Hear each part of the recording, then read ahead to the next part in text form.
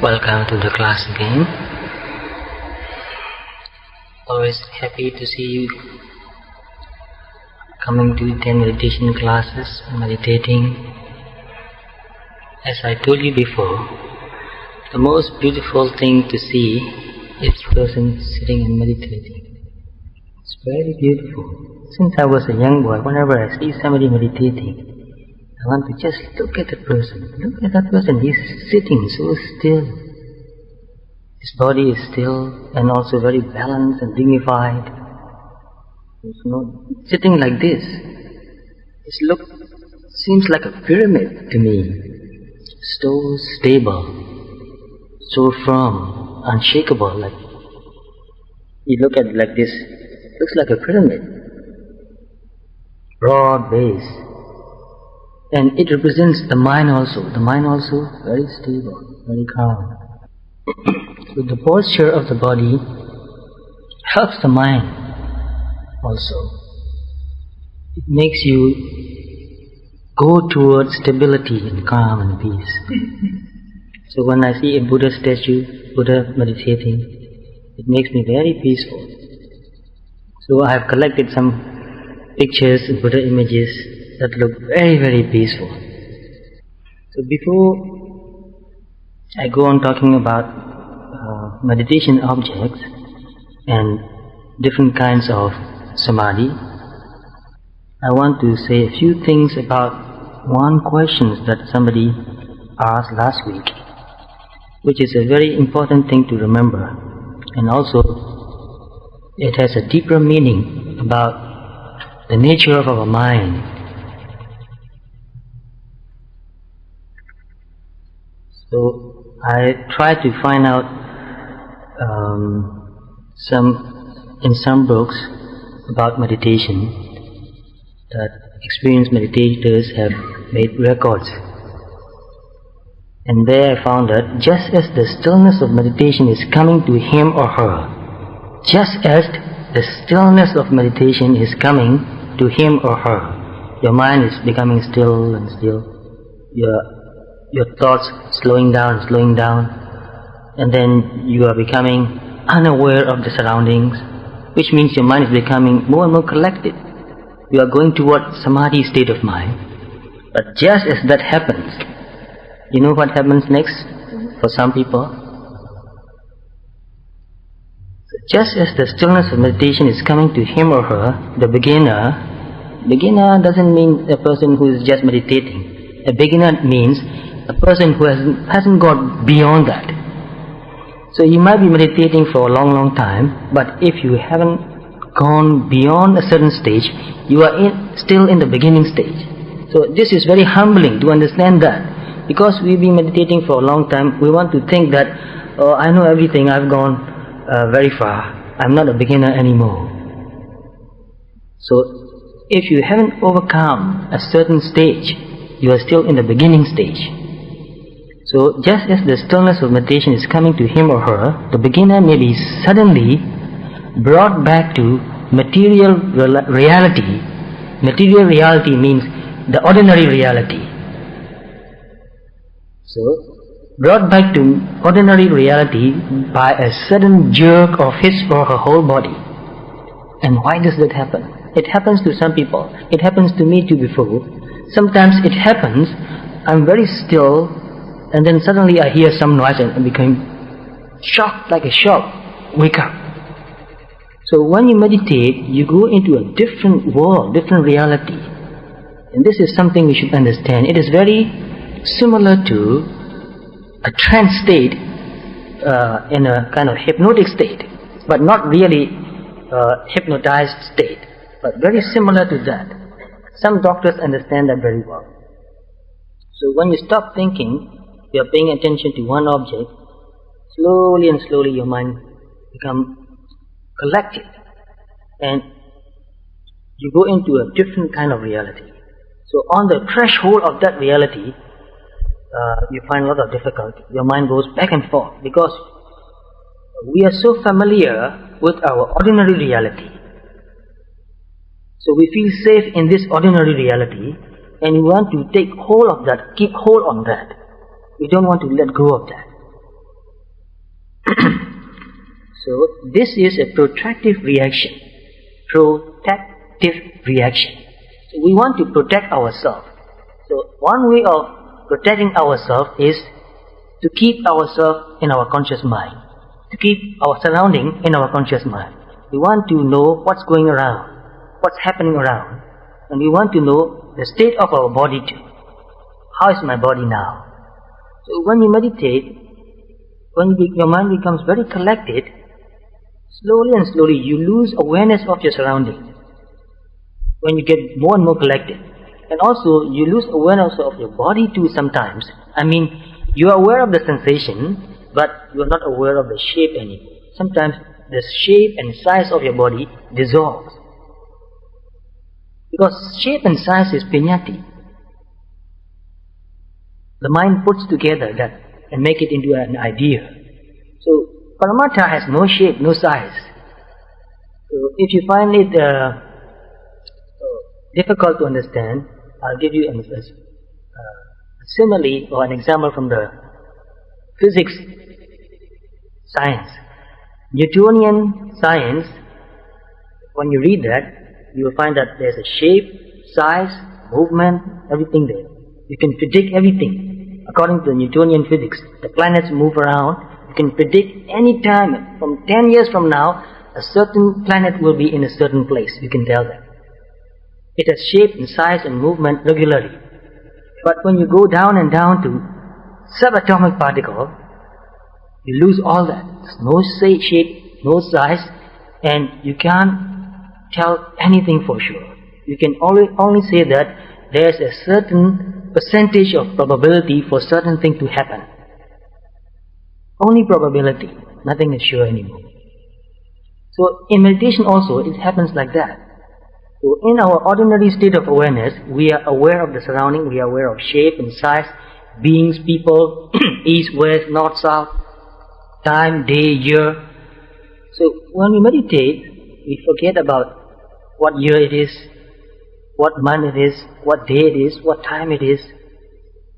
And sometimes also we forget about where we are. We are not aware of that anymore. Because all these are just concepts. You don't know where you are sitting, you don't know whether you are facing east or west. And sometimes, very strange, you don't know who you are. And that is very scary. And it sounds like a kind of mental sickness sometimes. Some people, they forget who they are because they are mentally so sick. But in this state also, sometimes when you go beyond this ordinary reality, who you are doesn't matter anymore. Who you are is just an idea. You lose all that too. And before you go into that state, you back up again and again because you are very scared of that. I have to know who I am, and I have to know where I am, and I have to know what's happening around me because otherwise I become so unprotected. So we try to feel secure by trying to know what's happening around, and by trying to know what's happening to our body, by trying to be conscious of our body, ourself, which is a piñati actually. So this is very important to understand because if you don't understand, then you fear more and more. I'm afraid to meditate because this happens to me.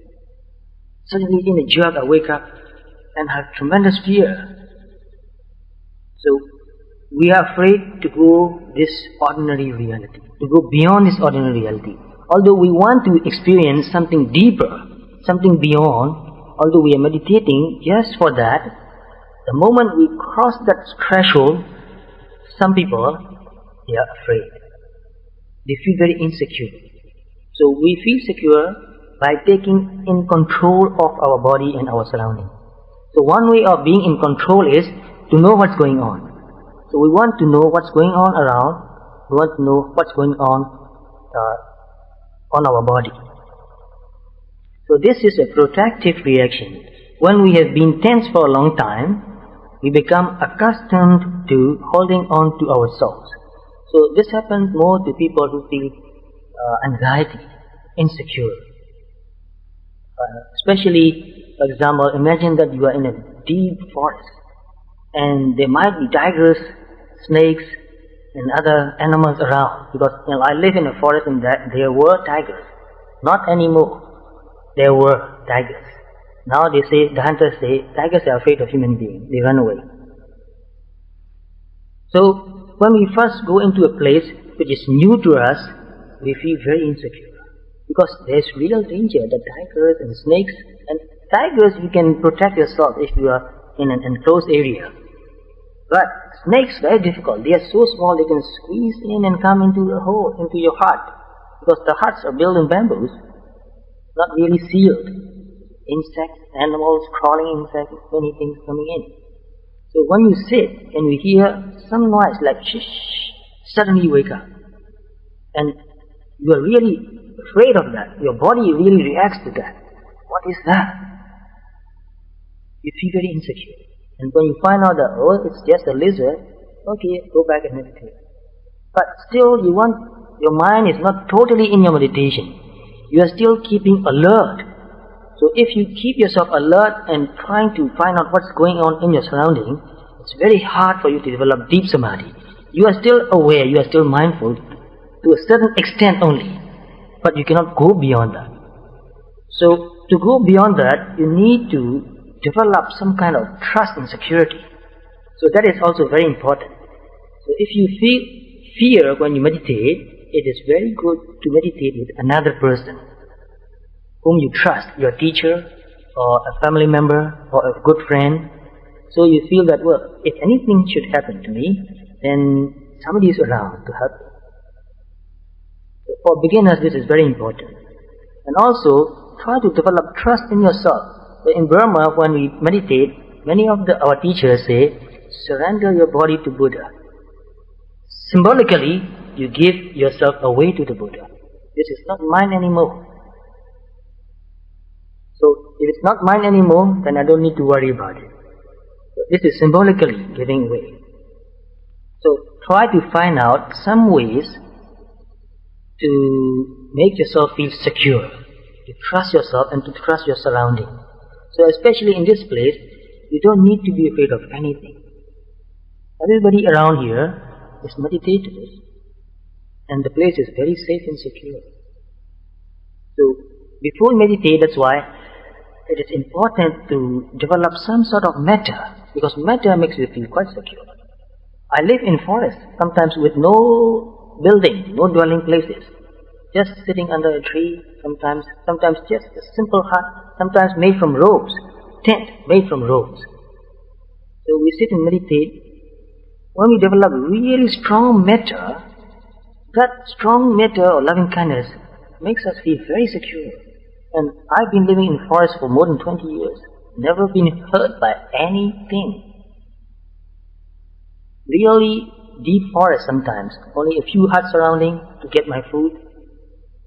I want to go deeper and deeper into the forest, far and far away from civilization, because civilization is so disturbing. So anyway, if you trust yourself, then that means you feel more secure.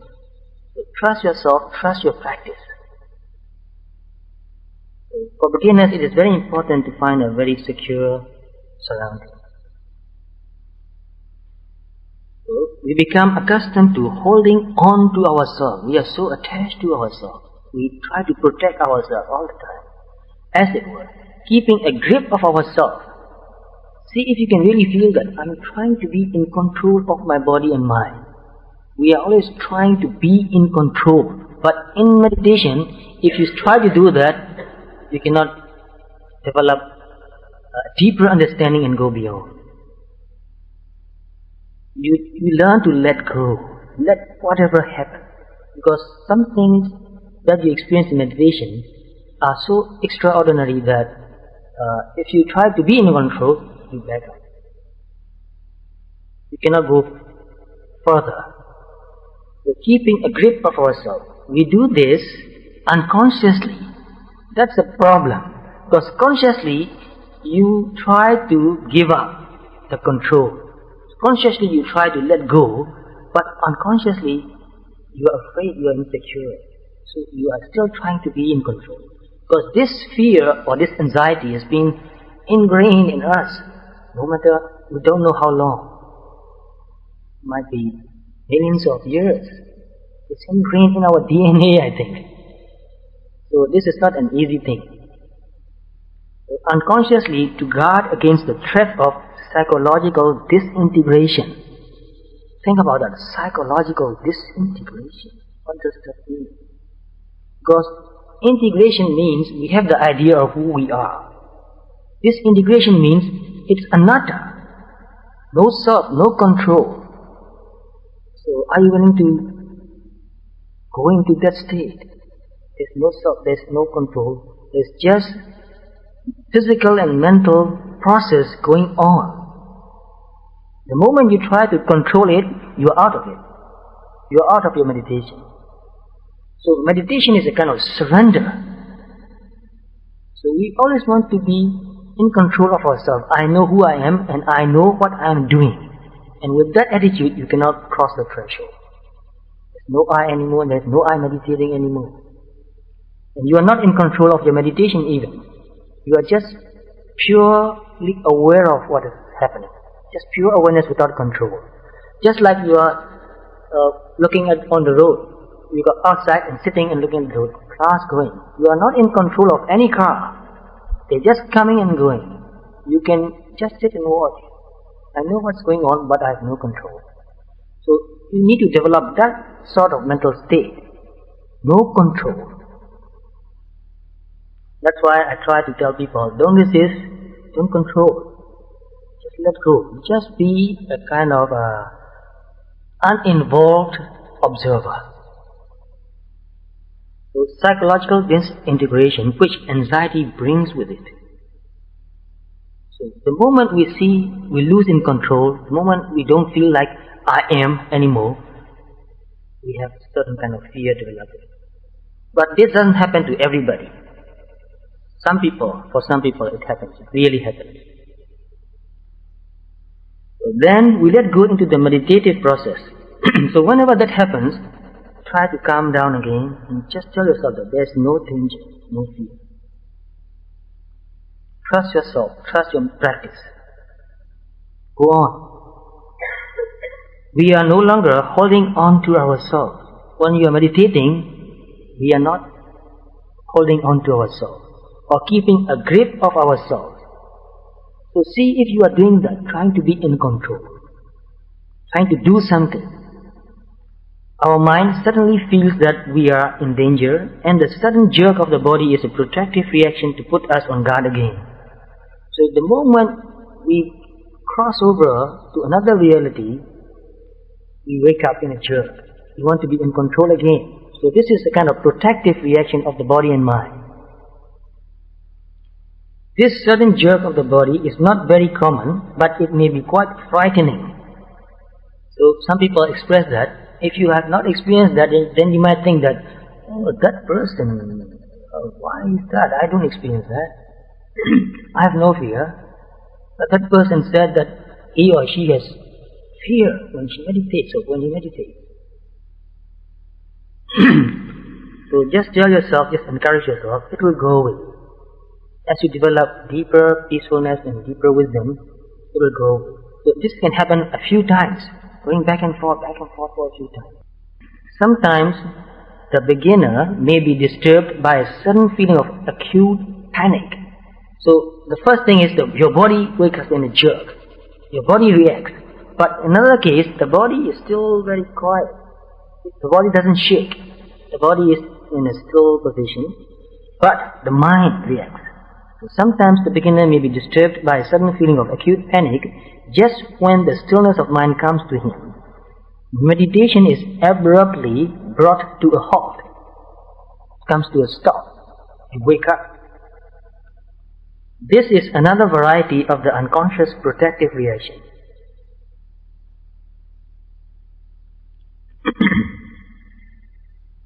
A person who is chronically tense and anxious continually holds himself in check. We want to keep in check of what is going on. He feels that if he were to let go, something terrible would happen to him mentally. So he feels that if I let go, I don't know what will happen. Maybe something very strange can happen. and I may not be in control, I may not be able to come back to my normal way of being. There are many such people among us, actually. So that's why, to develop self-confidence and courage, we need to practice, keep 5 precepts that makes you feel very courageous. Because if you are keeping 5 precepts, you have less fear. This is real.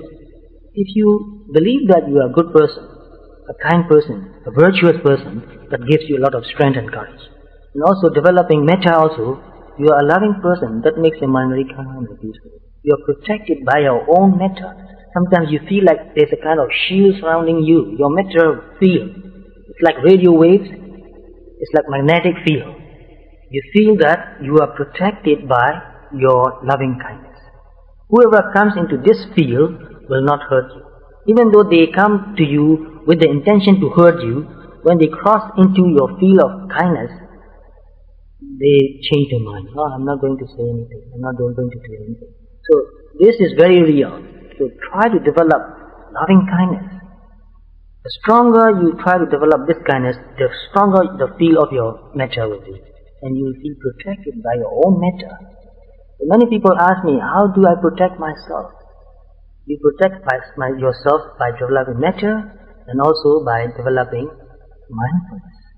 Both of them can protect you. And also trust in the Buddha, trust in your practice. And another thing is, before you go into deep samadhi, meditation, sit down and reflect on your good qualities, develop metta, and reflect on the qualities of the Buddha, and then you tell yourself that I'll go deep into my practice, but if any danger comes, I will wake up.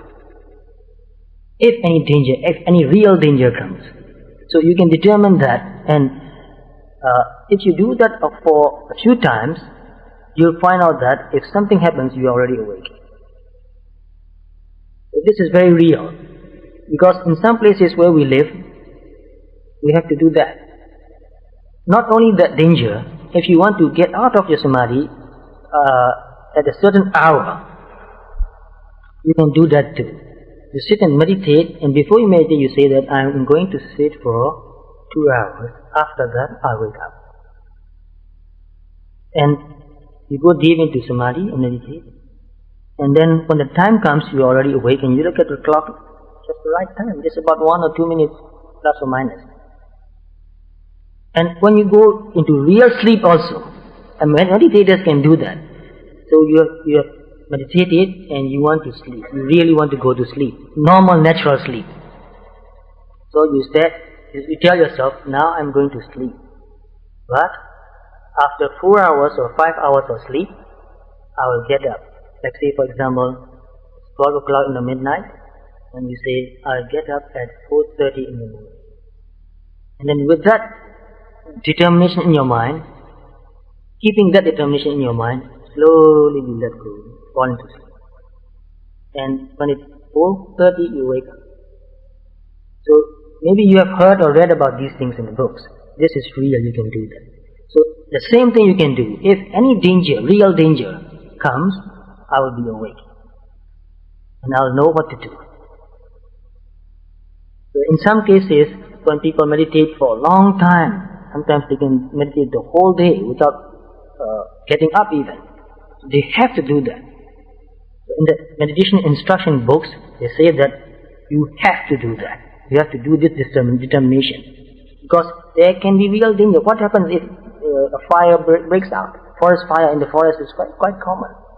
So you determine that if there were any danger, I will be awake. I'll wake up. So this is a very good question somebody asked last week. So please ask me questions like that and give me time to prepare so that I'll give you a very clear answer. So this week I would like to talk a little bit more about Penyati and Paramatha again, and then I would like to talk about 3 different kinds of samadhi. So Paramatha is something you experience directly without thinking about it. Paramatha is the inherent quality of mental and physical process. In fact, Paramatha is the qualities. and you cannot know anything beyond qualities. So these scientists are trying to find out what is the ultimate reality, and until now they haven't found that, because the deeper they go, the more it becomes elusive. Matter has no shape, no size. You know, the smallest particle of matter, something like photon, light is photon actually. It is just a packet of energy. It has no mass. Can you imagine something with no mass, just pure energy? It's light. So what's beyond that? Nobody can tell. So the only thing we can know is the quality, nothing more than that.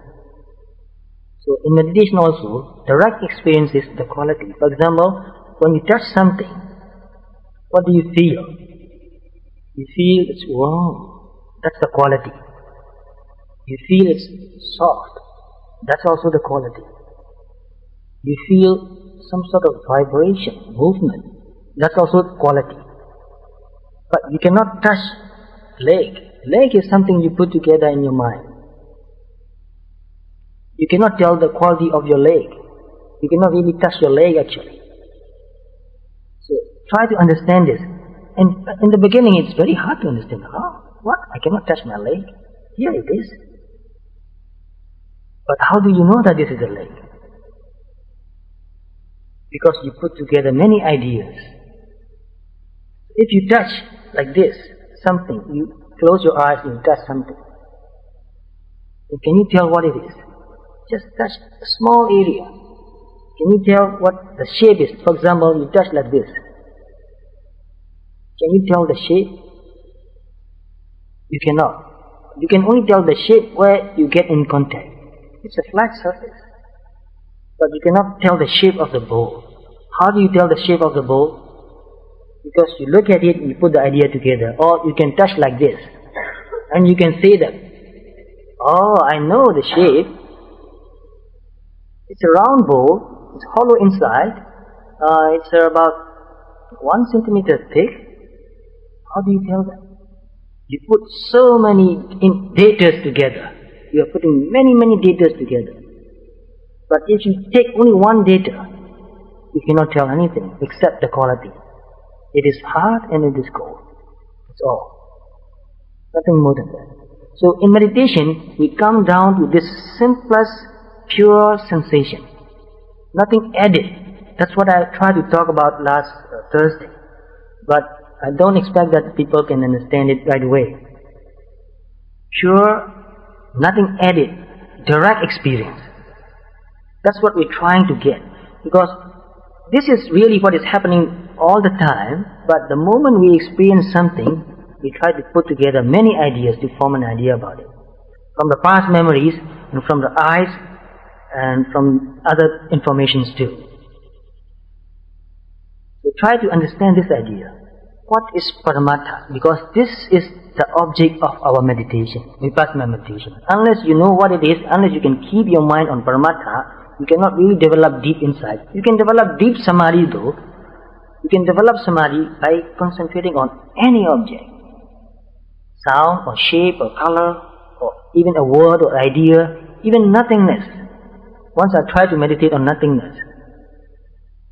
Try to develop some samadhi by practicing anapana, and then try to develop some samadhi by staring at a disc, round, light brown, earth color disc, staring at it and keeping my mind into it. And even when I close my mind, it's in my mind. So I try to get inside that image. And then later I try to develop, got a piece of plywood, and cut a circle inside and put that on the window, so that I cannot see anything outside, trees or houses. And look at the hole and see that this is a hole. A hole means there's nothing there. So just staying in the hole and thinking that nothing is there, nothing is there, nothing is there. And it's very strange. Your mind can get absorbed in this nothingness and become very peaceful. Very peaceful. So even now I'd like to do that, but I don't want to do that anymore, because you cannot develop deep insight. You can get absorbed and you can become very peaceful. You know why it is peaceful? Because where there's nothing to disturb your mind. You cannot think about nothingness. It's the end of everything. It's very similar to Nibbana too, in a way. You're just looking at nothingness and then trying to keep that nothingness idea in your mind. Sometimes you close your eyes and you can still see bright coal. And you are thinking nothing, there's nothing. Hard to talk about, but it feels really peaceful. So what I mean is that you can develop samadhi by concentrating on any object. You can just sit and recite Coca-Cola, Coca-Cola, Coca-Cola, Coca-Cola the whole day. Your mind can get absorbed. Any word, any sound, any shape, any image, any idea. Once you can get absorbed into it, you develop samadhi. So that's the meaning of samadhi, to get absorbed into some concept, some non-changing sensation or idea even. Non-changing. But when you want to develop deep insight about the reality, you have to be in touch with reality. But in fact, we are always in touch with reality. Always. But we change that reality into concept. All the time we are changing reality into concept. What we see reality actually. But immediately after that, we change that into concept. We see only colors. We don't see Alex sitting there. Actually, we see colors. Black color, red color, brown color, white color. But from our past experience, we know that this is a human being and this is somebody I know. If you forget about your memory, you don't know who it is. So if you see something you have never seen before, what idea do you form? For example, here people bring many different kinds of fruits and cakes and breads. Sometimes I don't know what is this. I have to ask people, what is this? I want to know what I'm eating. You see, I feel insecure if I don't know what I'm eating. So when we don't know something, we feel insecure. We want to know, what is this? How do you make this? Is there something that is unagreeable for me? I want to know. So if people bring something and they put that down, fruit or cake or any kind of pastry, very beautiful shaped pastries here, something that looks like a prawn. And I was looking at this, what is this? Sometimes they bring swine meat, they say swine meat. But if they don't tell me, I won't know. And before I eat that, can I guess the taste? No way. I can sit there and think about what will it taste like and spend the whole day. We'll never find out. And can I ask another person to tell me how it tastes like? Tell me how it tastes like. And this person will be sitting and telling me the whole day how it tastes like, and I'll be sitting and listening till we don't know. The only way to find out is put that into your mouth. Chew that. Then you know what it is. So we are always in contact with reality, but immediately we change that into concept. So when I see the fruit, some very strange fruit I've never eaten before, like kiwi. The first time I ate kiwi here in Australia. I don't know what it is, but I can see the color. And when I put all the different color together, I get a shape. So you know, in painting there's a method called pointillism. You take a very sharp something, take the paint, and then you put small points together, make it into a big picture.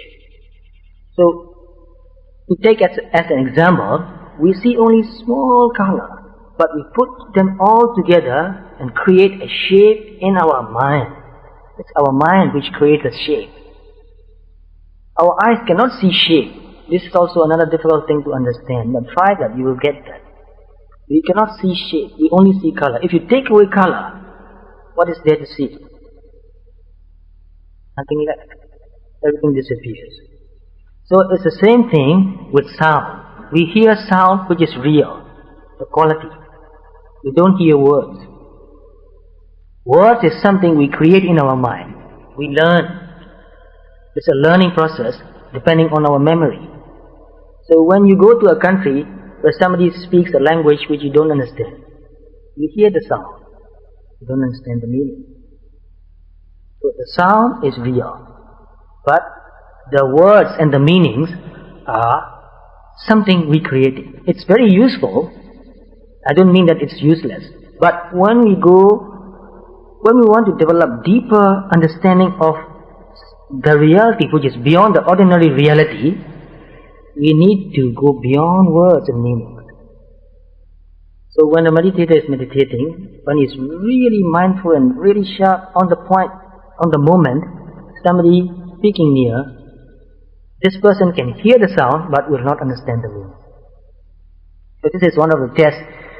In some monasteries in Burma, they do that. When somebody develops some sort of samadhi, the teacher will say, now you go and sit near somebody, a group of people talking, sit there and meditate. Deliberately, the teacher put the student in a noisy place, like kitchen here. You go and sit in the kitchen and listen to people talking. And if you can really become mindful, you hear the sound, but you don't understand the meaning. It doesn't disturb you anymore, because it doesn't create any idea in your mind. Just passing away, sound passing away. So for a beginner it is difficult.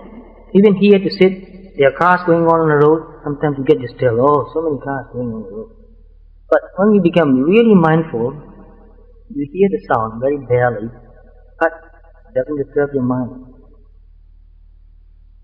So try to find that out more and more. What is paramattha and what is vinyati? And you cannot see movement even. This is nothing very strange to understand, because we always think that we see movement. Movement is the domain of your bodily sensation, not the domain of your eye. So how do we think that we see movement? Something appears and disappears, and nothing appears and disappears.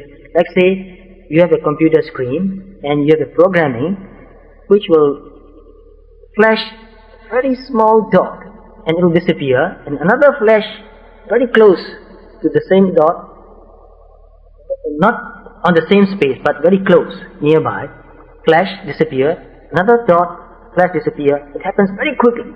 What will you see? You will see a dot moving, but actually it's not a dot moving. So try to understand that. There is no such thing as movement actually. You cannot see a movement. Something appears and disappears, another thing appears in a different place and disappears, another thing appears in a different place and disappears. So take another example. Light a candle. Can you move the flame from this place to that place? Think of the flame only, don't think of the candle. Just try to get your mind on the flame. A flame is something burning and disappearing all the time. So you cannot move the flame of a candle from this place to that place. When you brought it here already, that flame has disappeared a long time ago. But something gives the continuity, keeps burning. So try to get closer and closer to this idea of impermanence. That's why Buddha said, Naicham Nawawa Sankhara. All the conditions, phenomenon are always new, there's nothing old there. Old means the same thing, but there's no such thing as the same thing. So you might have read in some philosophy books, I don't remember who said that, one person said that you cannot get into the same river twice. But I would like to say that you cannot get into the river even once. Where is the river? What do you mean by river? What do you mean by you? When you take the big picture of a river, then you get the idea of river. When you think of the person as something enduring, then you can say this person goes into that river and comes back again, and he cannot go back into the river the same river again because the water is moving. But even the idea of river is something you put together in your mind. The idea of a person is also something you put together, and instantly it is always changing, all the time. And take another example, so that you will have many examples and get the meaning very, very clear. Take a big bag, canvas bag, fill that with sand, very fine grained sand. and then tie it with a rope and hang it on a long rope. You make a small hole at the bottom. What will happen? The sand will fall down, drip. What will you see? You'll see a line. Is that line real? Is that line really there? No. It seems like a line. And then you pull the bag and then push it again. What will you see? You'll see a line moving. Is that moving line real? No. There's no moving line. There's just fine grains of sand falling in different places, giving you an illusion of a line. And it will be moving back and forth. You can see that, oh, this line is moving back and forth. But there's no line. There's only fine grain of sand falling in different places. So if you forget about the sandbag and just look at the line, you get a better idea. There's no line actually. So it's the same thing with our body too. It's always arising and passing away. So the shape is not the domain of your eye. It's something the mind puts together. So the smell also, you can get the smell and we say that, oh, this is rose. But the smell is not rose. Rose is something, an idea that you create in your mind. The smell is real.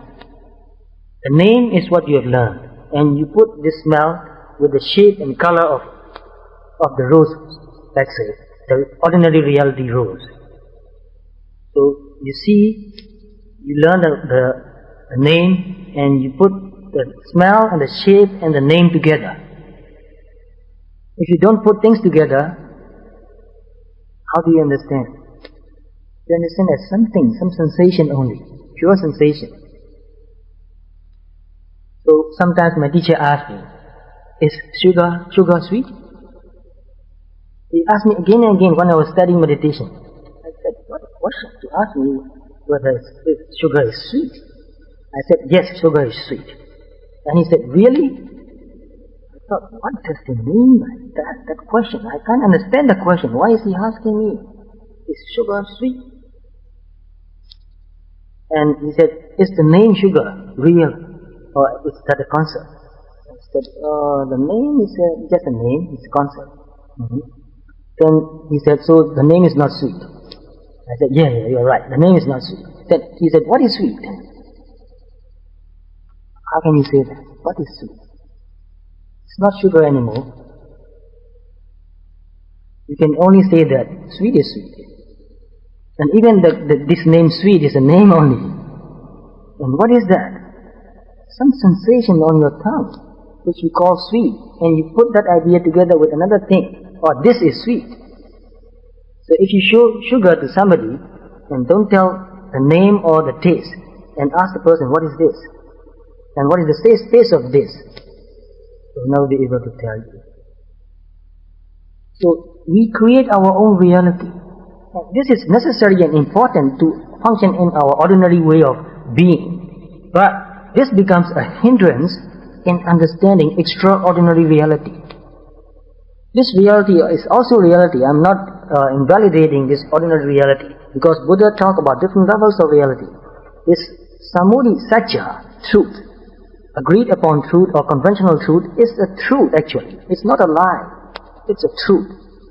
But when we want to understand paramattha satya, which is a kind of a transcendental reality, we have to go beyond this ordinary truth. But we get stuck in this ordinary truth. We don't want to let go. We get trapped in this truth, ordinary truth. So my teacher, many times he tells me that we are trapped in concepts. We are imprisoned by concept.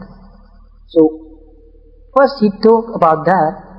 At first I couldn't understand. What does he mean? We are trapped. We are imprisoned in concept. I couldn't understand, but I tried to understand. What does it mean? What is concept? How are we imprisoned in concept? But after a few months, I began to understand. Yes, really, we are imprisoned in concept. What makes you happy and unhappy? Ideas. If you really get in touch with Paramatma, there's nothing to make you happy or unhappy. So I found out that yes, idealism and all the isms, communism, democracy or Buddhism or whatever ism, it's a prison actually. Whatever ism, because we get attached to that idea. We are in prison, we are not free. So if we really want to be free, we have to go beyond all these isms and concepts and ideas. In this ordinary reality, even better, because you are not imprisoned anymore. You know what's going on, you can function very well, you can adapt in any place. It's much easier if you understand the other reality. Because we take this reality so seriously that it hurts. And still we can't let it go, it hurts. Yet we took hold of a burning ember and say, it burns, it burns, it burns. Why don't you let it go? So try to understand why we are meditating, what we are aiming at, what kind of reality that we are trying to understand. But this is just another step from this conventional reality to another real reality. Because I don't want to use the word ultimate, because I discussed about this word ultimate with Venerable Jhana recently, and we got so confused that we had to drop this word ultimate. What do we mean by ultimate? Very difficult to talk about. But anyway, a deeper reality, which is not created by our mind. But even in that case, we have to understand this reality and go even beyond that. There's another reality there, which is beyond mental and physical process. So from this conventional reality, we go to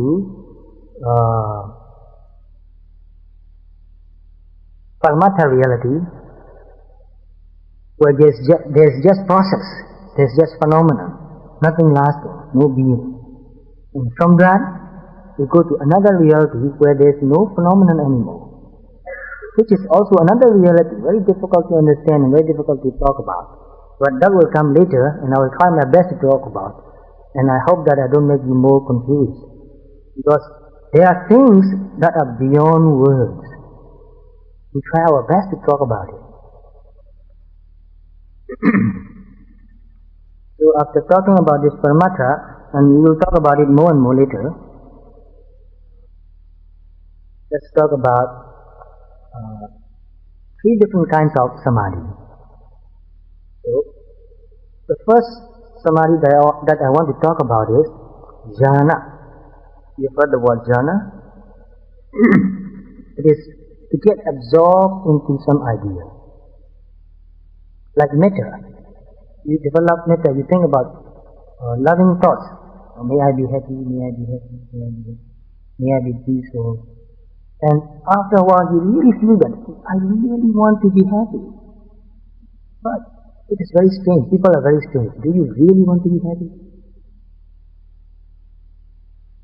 We should ask these simple questions again and again. Do you really want to be happy? What do you mean by happy? And do you know how to be happy? How to get this happiness that you want? And whatever we do every day, we are doing that because we think that will make us happy. And we have been doing that for so long. Have you found that happiness? So, anyway, we can develop that happiness. I want to be happy. And we can share that wish with other people also. Just like me, he also wants to be happy. She also wants to be happy. Just like me. So you are putting yourself and another person in the same level. No difference. Just as I want to be happy, he wants to be happy and she wants to be happy. No difference. Can I have the same wish for another person? Equal wish. No better and no worse.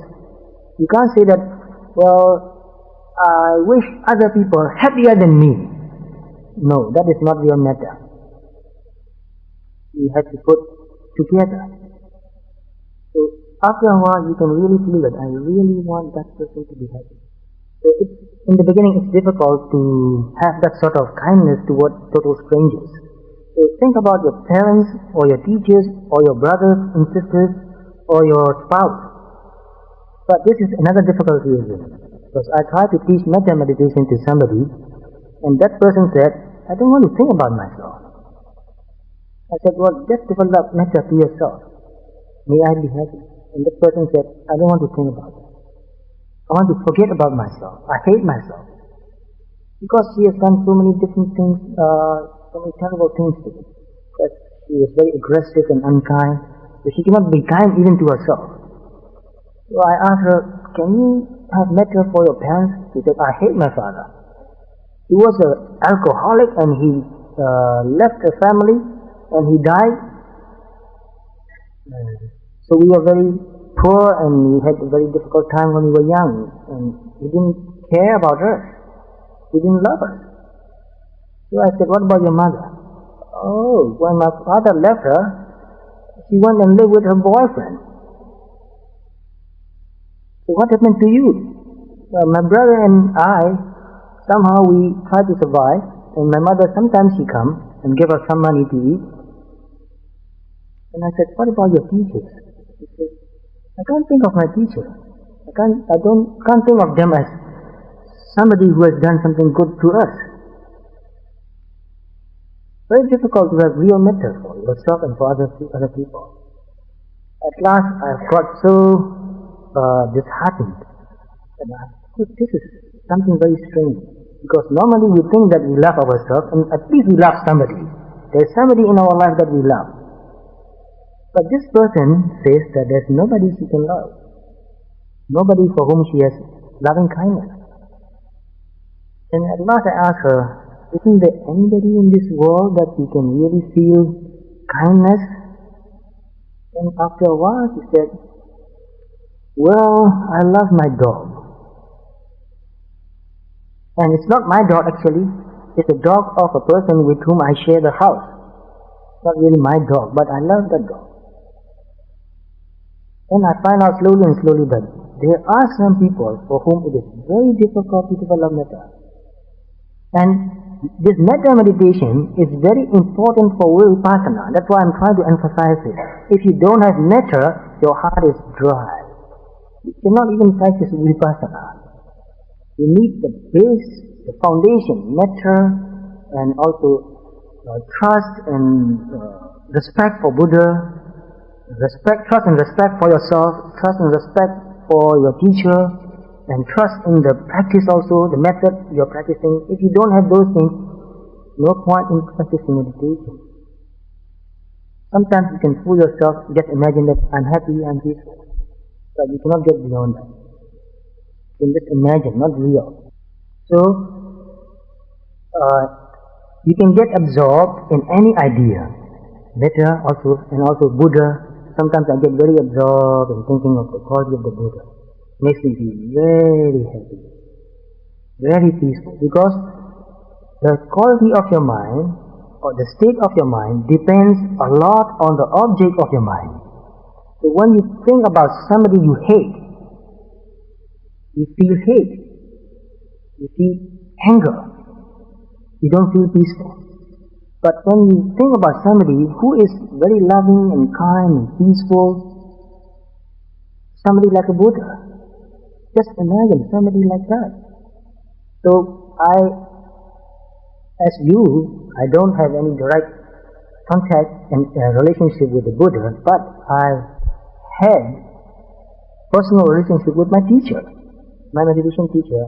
My first meditation teacher was, I don't know whether he's living or not, he's a layman, a musician and a musical instrument maker. And every day I think about him, because he made a big turning point in my life. He contributed that. He was so calm and peaceful all the time. It's amazing. To see a monk calm and peaceful is not something extraordinary to say.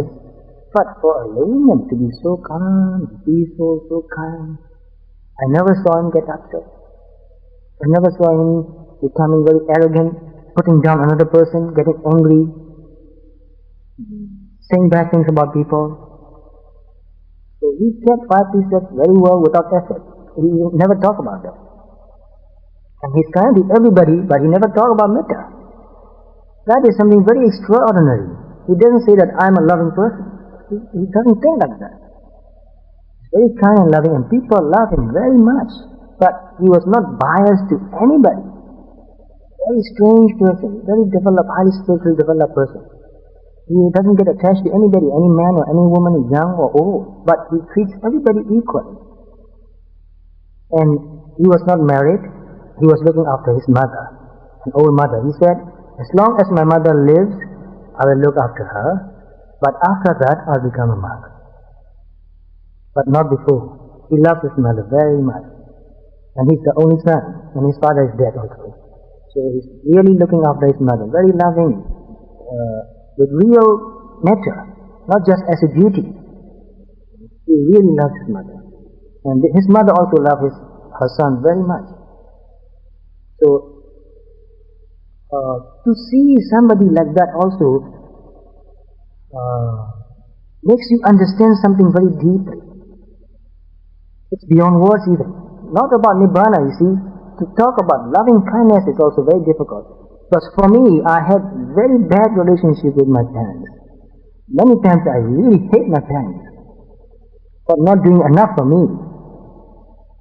But this person, he loved his mother with all his heart. And this mother also loved his son with all her heart. They are really devoted. But not too attached. This is very strange. Not too attached. So whenever I think of him, it makes me very peaceful. This person is extraordinary. And also, another teacher, who is Sayadaw, an old Sayadaw, he died when he was 90 years old.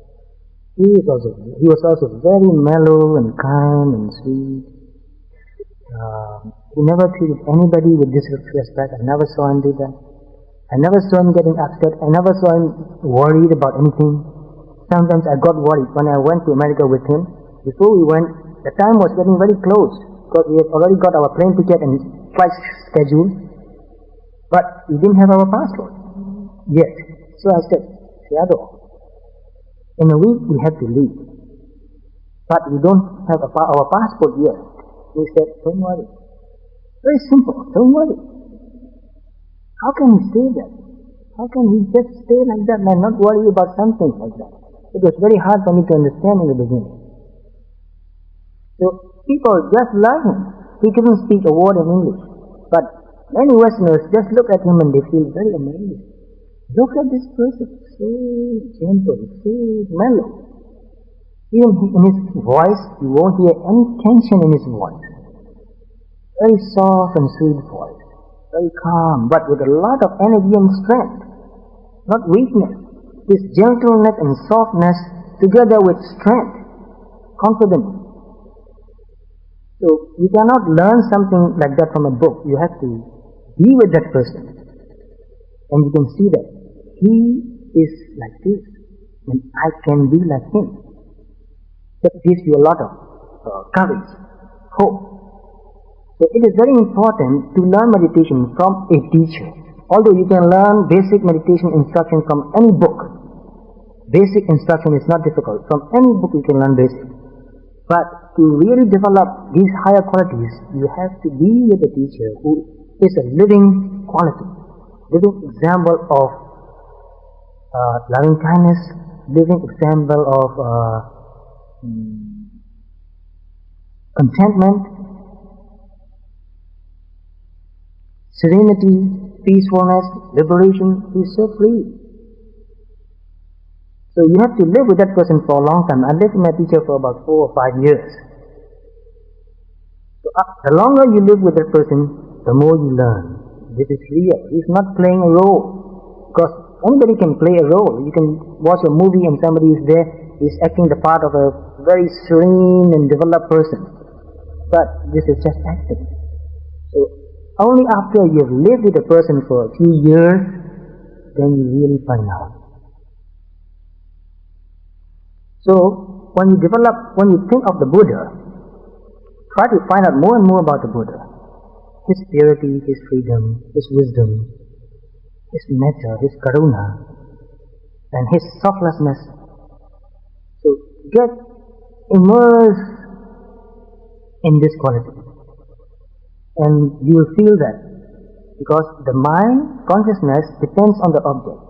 When you keep a symbol, this is a symbol only, an idea.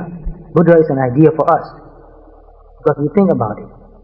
So the idea of the Buddha, His purity, His freedom, His serenity, His wisdom, His metta and karuna, the more you think about it, the more your mind will get in tune into that quality, and you feel that quality in you, inside you. Because the more you think about Buddha's metta, the more you feel it. It becomes yours. And you aspire to that sort of thing. I want to be like that. So you set a goal like that. This is my goal. This is my ideal. Although I will not be able to reach that higher ideal like a Buddha, at least I can get closer. At least I can get to a certain stage. So anybody who become enlightened, a disciple of the Buddha even, is called a new Buddha. Anu here means follower. So he was the leader and you are a follower. He was enlightened and you can also be enlightened. You are also enlightened if you have attained that enlightenment. A new Buddha, we become an new Buddha. We aspire to become a new Buddha. So to have a very clear idea of what we want to do and what our goal is, very important. Vaguely, well, I want to meditate and I want to be happy. You don't have very clear idea. So you don't have enough energy. So the more you can define your goal, your ideal, the more energy you will have. The more you can put time and energy into what you do. So be very clear about what you want to do. So I'm giving you just general idea so that you can develop this idea more and more. So before you meditate, just reflect for a few minutes about the purity, the serenity, the peacefulness, the freedom, the wisdom, the metta and karuna of the Buddha. And you can get absorbed into that. Be very calm and peaceful. After that, if you meditate on Vipassana objects, your mind will stay there longer. Because this idea of the Buddha conditions your mind to let go of other worldly cares, and you don't think that these are important anymore. Oh, about my car, about my business, and about this and that, about my bank account, about that bill. Those things can wait. Because sometimes when you sit and meditate, you think that, well, I'm here to meditate for an hour. You prepare for that, but as you sit and meditate, you think about, well, I have to pay that bill. I forgot to do that. Oh, I need to make a call. Yeah, that's very important now. Just when you start to meditate, something important is coming into your mind. It's distracting. So that's why I tell you, prepare your mind. This preparation is very important. Don't think that you're wasting your time because you're preparing. Because the more you prepare yourself, the easier for you to meditate. You can let go of all those things. That bill is not important. That telephone call is not important anymore. It can wait for 2 hours. Or any other thing. Even somebody said something to you, even at home something happened. No important. You will find the best way to deal with those things. But right now, leave everything behind. You can let go of that. So when you think of somebody like a Buddha who is so free, it makes it easier for you to let go of other things. So for me, my real experience is my teacher. So when I think about him, I can let go.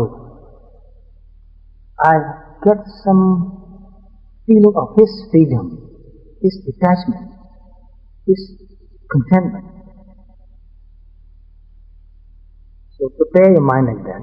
So when you can get really absorbed into this object, a disc, white or brown, or just even a hole, or even metta meditation, or even Buddha meditation, when your mind gets really absorbed and stay there without getting distracted, that is called Jhana. So Jhana has two meanings. It means getting absorbed. This is one meaning. Another meaning is burning. It burns the defilements, temporarily at least. So another samadhi is called Upachara Jhana. This jhana is called Apana Jhana. You get really absorbed and you forget about everything else, and your mind gets really into that object and stay with that. It's unshakable. Sometimes you can't even move your mind to another object.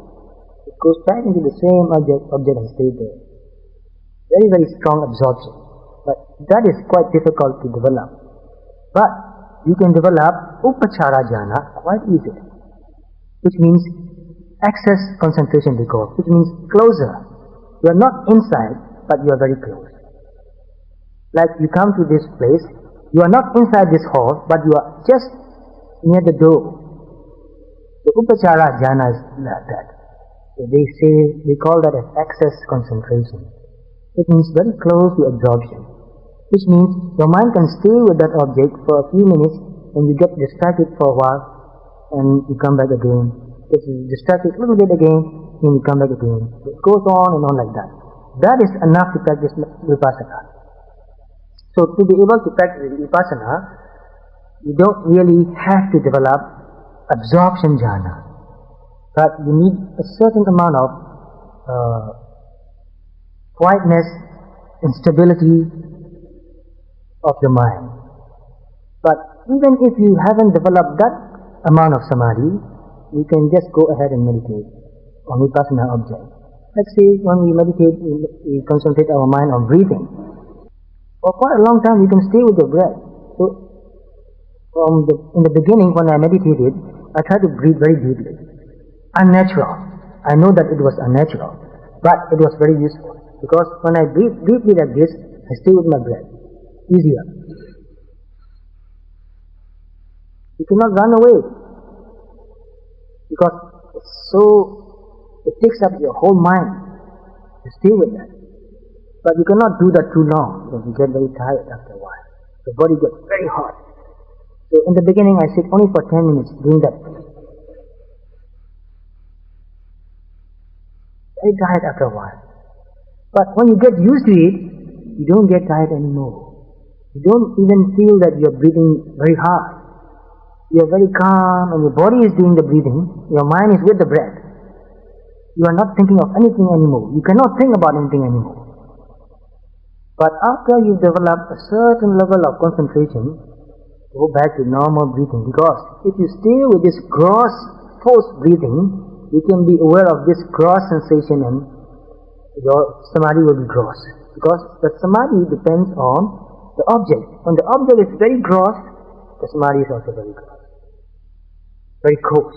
So when you breathe normally, your breath becomes very soft, slow. If you can stay with that soft and slow breath, your concentration becomes stronger and stronger.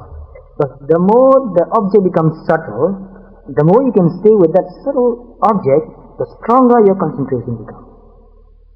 So it is useful, but you have to let go of that forced breathing after a while. So you need to know what is useful and when to let go of that.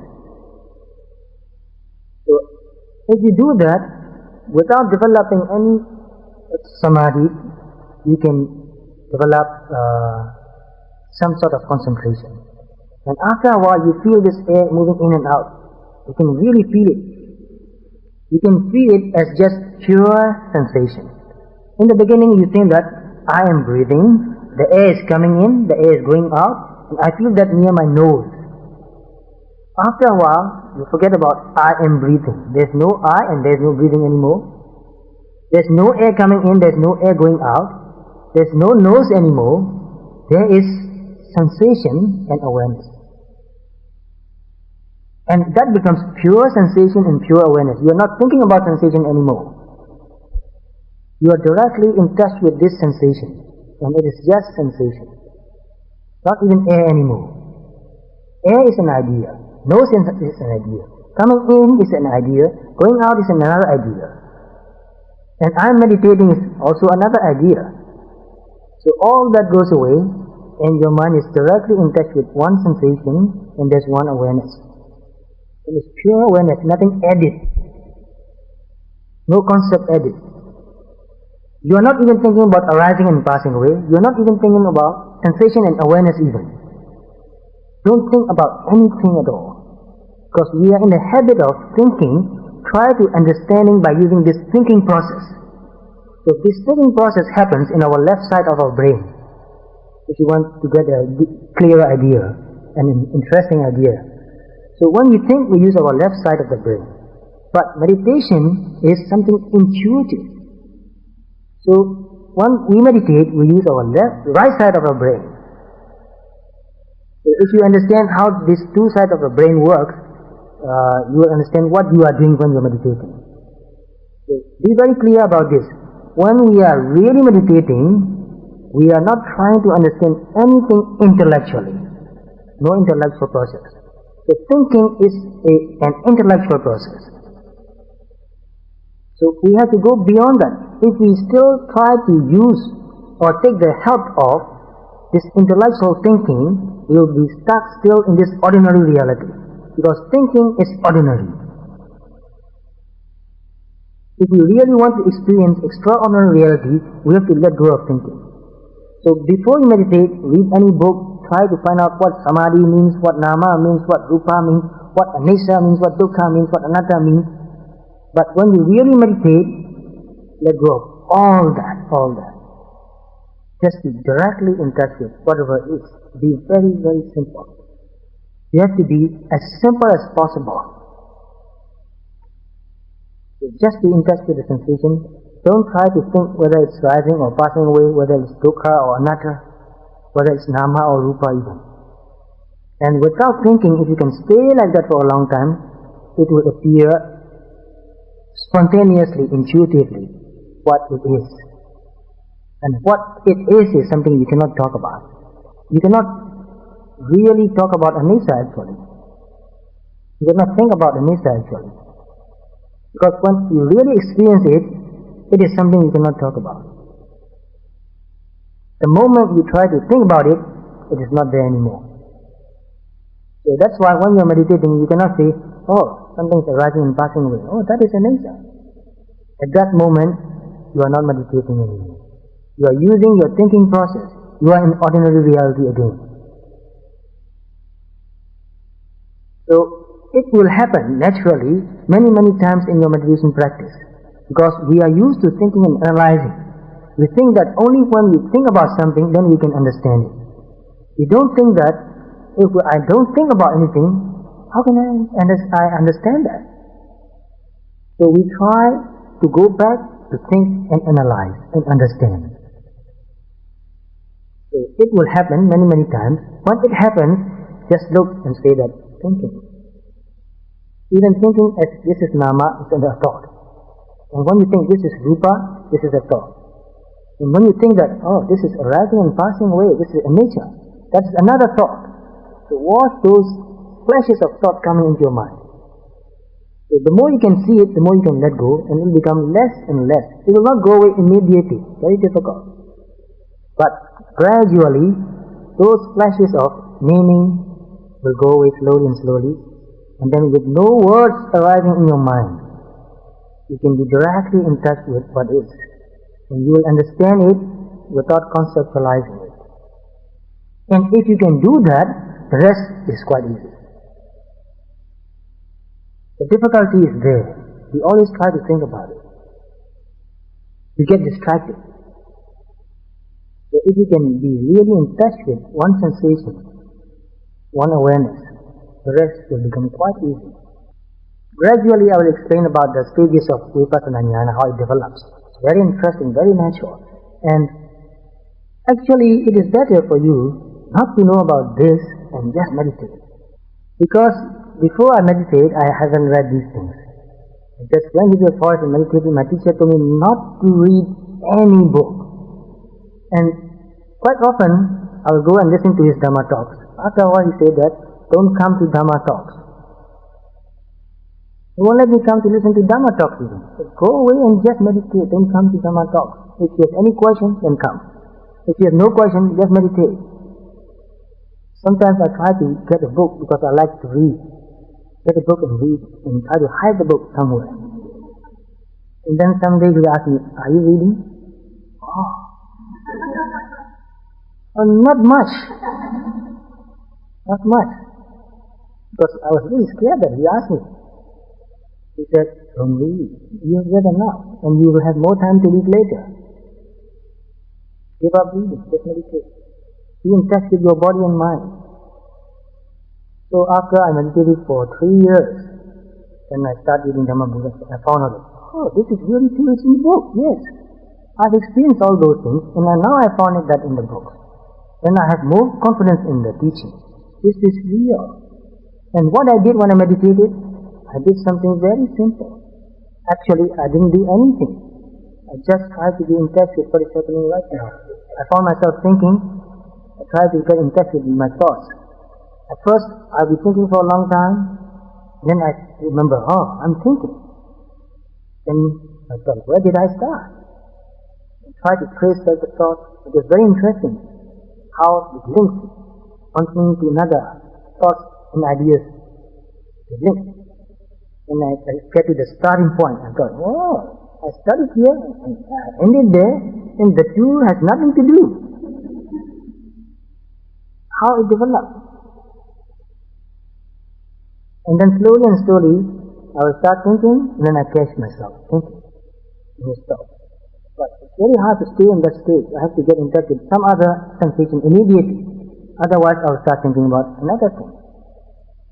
And slowly, I can see the words forming in my mind. Slow motion. Very interesting. Slow motion words, ideas coming in my mind. One thing after another, one word after another. And then it stops again. And then later I found out that whenever I think about a word, there is some sort of emotion coming with that too. It is beyond words. And then later I found out that before I think about something, already there is some vague idea in my mind about what I want to think. About a person, about a food, about something to do. Before I form a word in my mind, I have a very vague feeling of what it is. Something is coming up. Very subtle. And when I become aware of that something coming up, it disappears again. And I settle down again. Because when there is something coming up, I was not in the really settled state. My mind has some sort of agitation. It is jumping, pushing, something is pushing up. So when I become aware of this feeling or emotion or a desire to do something, even a desire to drink a cup of water, a glass of water even, I can see the desire. Sometimes I can see this cup of water in my mind, the image of the cup of water. When I want to drink, I see this water pot, the image of the cup of water, and I feel the thirsty sensation. And when I become aware of that, it disappears again, and my body and mind both settle down again. So, all the time, there's something churning inside, like a pot boiling. So, the more you become aware of that, the more it cools down and settles down and settles down. And then I just stop thinking. Not doing anything actually. The awareness is just there. I was not trying to be aware of anything. Just there, just like a big piece of glass, mirror I mean, just there. Everything that passes in front of the glass is reflected in the glass. The glass is not trying to take any object. The object passes, the sensation happens, already automatically it's aware of that, it goes away. So, the awareness is just there, it's not doing anything. So at that stage, meditation is not something you do. Meditation is something that is happening naturally. But it will take some time to get there. So one person said that, you've been meditating for a long time, maybe you forgot how hard it is for a beginner. I think that is true. Because when I think about that again, I found out that in the beginning I wanted to run away. I felt so hopeless. I thought, this is not for me, although I really want to do that. Because I had the habit of thinking too much. I would like to read psychology, philosophy, comparative religion. That makes me think too much. I like to become a writer also, so sometimes I'll be sitting and meditating, and I'll be writing an article, Dhamma article, wonderful thoughts coming in my mind. wonderful ideas developing in my mind. I thought, oh, this is wonderful. I have to write that. Nobody has ever thought like me. I can really explain these things. I can really inspire. Then my teacher said, don't write. Don't even make a record of your meditation. Because if you try to keep a record, when you sit and meditate, you will think, this is wonderful, and I'll write that down. At that moment, your meditation is gone. You can go beyond that. So you have to even let go of your inside. This is happening, okay, let go. Let go. So you see how much you have to let go? We get attached to our understanding, our deep understanding.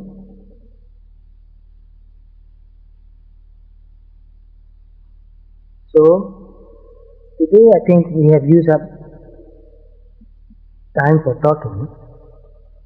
And next week I will get deeper into insight, clearer idea about how insight develops. But I'll tell you what to do so that you get the idea. But when you meditate, forget about what I said. You have to try very hard to do that. Oh, he said that. Forget about all the things I said and just be very simple.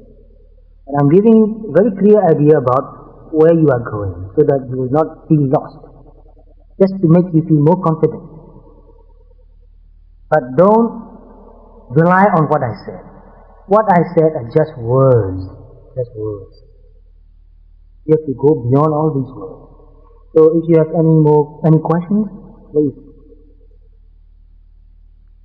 It's easier for me to explain when you ask a question. So when you are asking a question, you are helping me and you are also helping others. Yes? The word Khanika Samadhi is very, most people don't understand clearly what it means, because when you translate that, it means momentary concentration. And what does the word momentary mean? So it has this name, Khanika Samadhi, so that we can talk about different samadhi.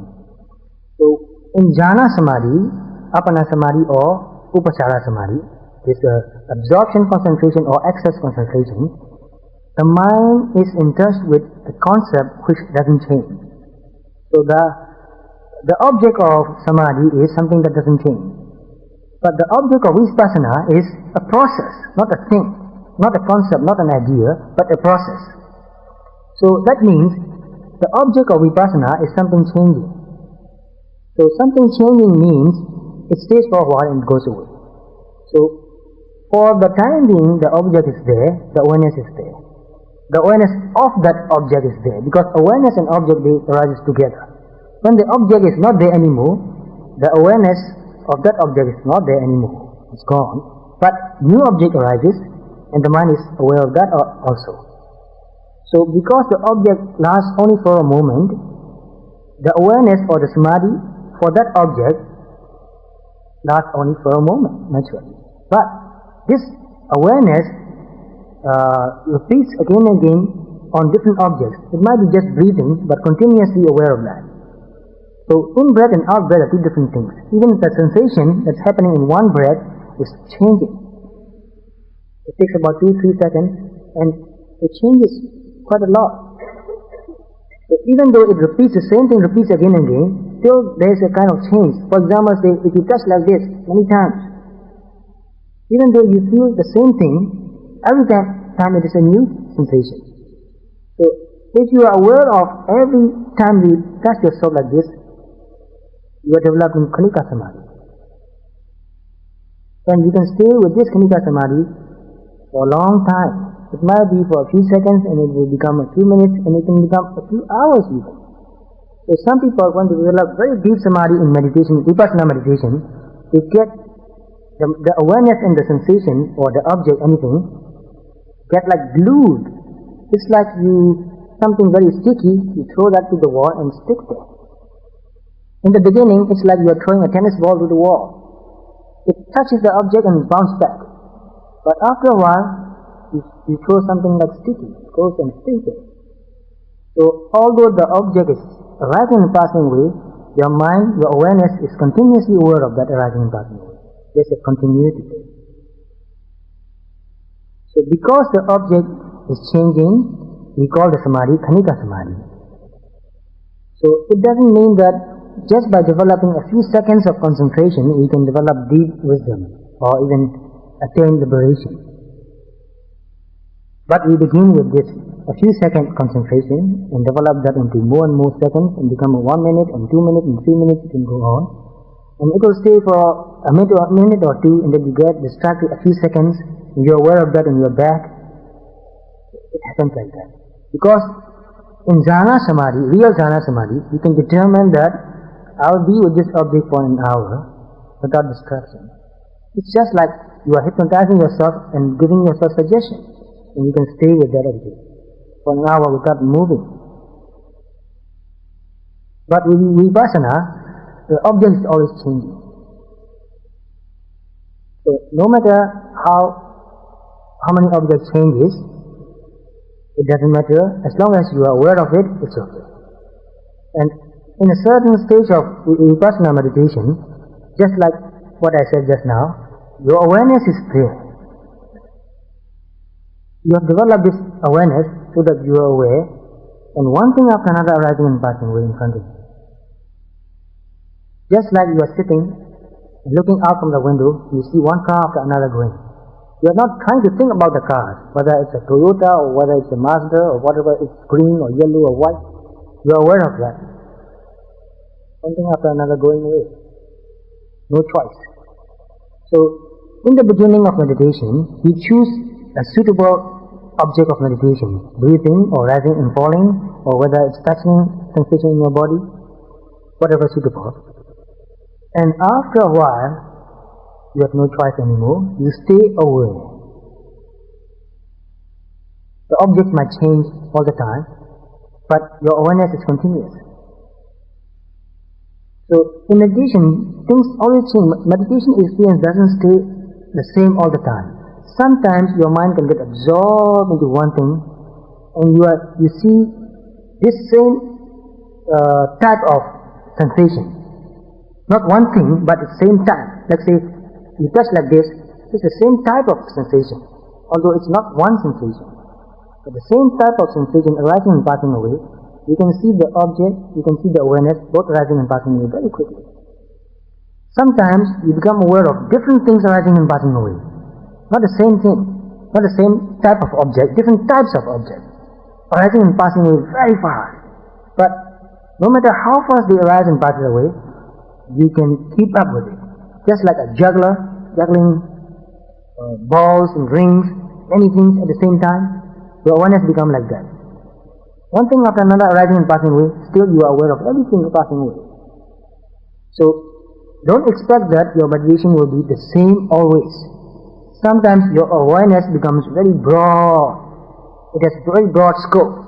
Sometimes it goes down and down and down and down to one thing, only one very subtle thing. But sometimes you need to understand when the scope becomes too broad and when you cannot keep up with it anymore, you lose your concentration. You get distracted. At that time you should understand that now I need to close down. But when you get close down and down to one thing, the more you become concentrated on one object, the more subtle the object becomes, and after a while, you don't seem like it seems like it's disappearing. You cannot experience that anymore. It happens sometimes. The samadhi becomes too strong, and you lose the object, the clarity of your object sometimes. So in that kind of situation, you need to choose another thing, two things, so that you keep awake. You get absorbed in samadhi sometimes. It becomes like samatha sometimes. You don't see arising and passing away anymore. You get absorbed and stay there. So in vipassana samadhi, just to be absorbed and still and calm is not enough. You need to see the characteristic of the object. So there are two characteristics of the object in meditation. One is natural characteristics. Another thing is shared characteristic. Natural characteristic means, let's say, hardness or softness. It's natural characteristic. Heat and cold. That's also natural characteristic. But hardness and softness is not the same as heat and cold. They are different. But what is common is that they both arises and passes away. That is common, shared. So this natural, inherent characteristic is called sabhava lakkhana. And this shared characteristic, which means whatever it might be, everything arises and passes away. And they are common in that regard. And this is called common characteristic, which in Pali means samanya lakkhana. Shared or common. Something common. Sabhava lakkhana. Inherent quality or inherent characteristic.